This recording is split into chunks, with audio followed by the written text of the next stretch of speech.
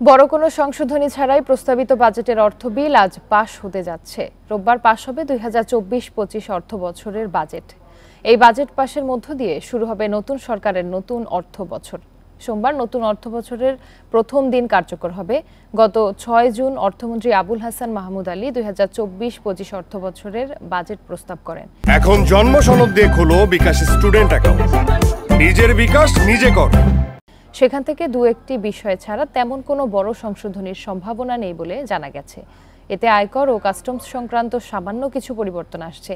বিশেষ করে দেশি বিদেশি উদ্যোক্তাদের চাপে বেসরকারি অর্থনৈতিক অঞ্চলের কর অবকাশ প্রত্যাহারের সিদ্ধান্ত থেকে সরে এসেছে জাতীয় রাজস্ব বোর্ড। এছাড়া সংসদ সদস্যদের শুল্কমুক্ত গাড়ি আমদানির সুবিধা বহালই থাকছে।